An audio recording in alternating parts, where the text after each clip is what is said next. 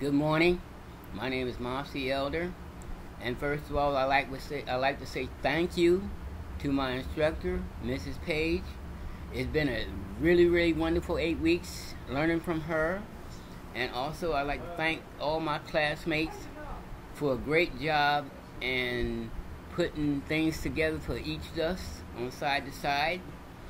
Um, it's so blissful that you can be with such a group of people that makes you happy when you wake up in the morning to do your homework. And I've been in the college for almost a year and a half now. It's wonderful as I continue on with my degree program. And I'd like to thank you guys for that. And today's presentation, which is week 8, is going to be on the 2016 election. It's going to be a good race. It's going to be a good fight. Okay, the topic is, 2016 elections. And our team players for the Democratic Department is Hillary Clinton and Joe Biden. And our team fighters are Donald Trump and Jeb Bush. Now, I don't understand why that nobody wants to have a woman president. We have to let a woman in office to give them a chance to see if they can run this country just as good as a man does. Everybody ain't perfect. We all ain't perfect. But whoever wins this race for the presidency, I hope they can do a great job, keep this country safe, and in reality, it's just surprise everyone with what you do. Keep your word, keep your promises. If you make promises, keep them. Keep your word. If it's just to make one little thing come together. As far as Hillary, everybody is trying so hard to knock her out this presidential race. And I think that's not fair. I don't know much about Jeb Benton, but I can say this. Well, between him and Hillary, it's going to be a contest. Because he's a vice president of the United States, and she's trying to run for the presidency. It's going to be a long race between them two. And on the Republican side, Donald Trump and Jeb Bush. I say it's going to be a rough, long race, but I think Jeb Bush might pull it off. My point of view about that is that the fact that, as I said before in one of my other presentations, Donald Trump got too much money to be involved in the presidency. It's not fair to others because he's filthy rich, and now he wants to be the president. He wants to be on top of the world. But I think myself, between me and God, that he is trying to be above God instead of being on the limitation that he should stay on. More and more money, what can you do with it? You can't. You can't do anything with a lot of money. You already got everything you need. Next thing you know, you want to buy the world. And who you going to buy it from? The man upstairs, he might not cash that check. But let's continue on. These are the stakeholders in the 2016 elections.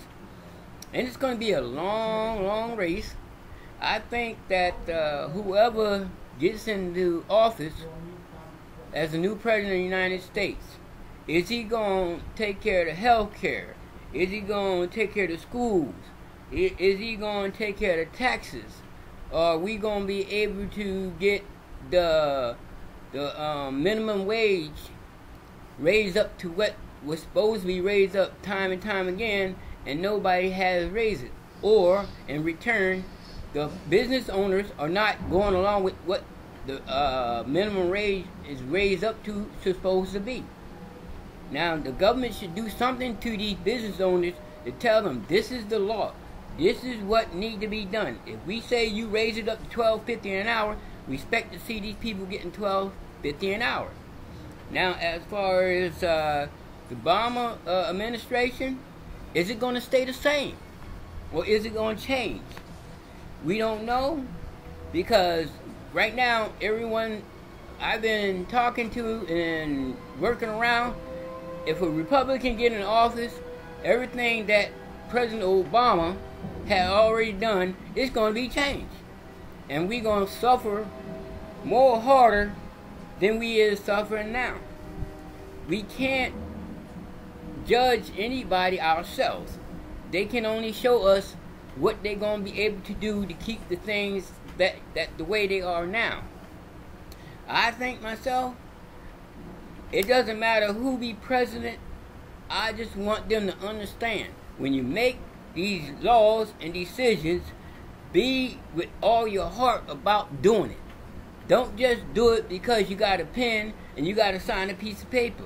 Read over it. Make sure everything is right. If it ain't right, slide it on the side. Tell them do it again. Don't just sign it and throw it out there, and then all of a sudden, next you know, it was a mistake. Don't break nothing if it's already fixed. And time again, all these presidents that we have, each one went down the line and they had the things already fixed, but each one went down the line and broke a piece of it at a time. It's not just one president that did something wrong. All the presidents of the United States that we had done something to make this country a little bit worse, and now we're trying to get a president in the office that can do more and more better as they go on. But I don't see where there will be a president of this country that will get this country back like it was when it first started. It's not going to happen, because it's too many problems out there with terrorism, with the fighting over oil. Next thing you know, they're going to be fighting over water. So it's no way if or but who be the president and trying to get this country back together. As they would say, we all got to work as a team. And team players work together. So my theory is, I'm still with Hillary Clinton. There's no need knocking her out of the race because of the fact that she's a woman. She got the same right as a man to be the president of the United States. And I'm still going to go along with that with 100% of my vote for her. And there's a lot of other things that could be done to get this country better and more respect and safe. It's just that it's up to that person. Do it with all your heart. Do it with everything you got. Just make sure that the public people understand that when you say something, don't say it and make it look like you're lying. Say it as if you mean it with all your heart to get this thing done. And that's what I see. And to end this, I'm going to say, I wish the best luck for all four of them that I chose. I wish them and their family God bless. And I like to end this portion by saying thank you, Miss Page, and all my classmates for a wonderful, wonderful 8 weeks. And God bless you. Be safe. Thank you. Bye-bye.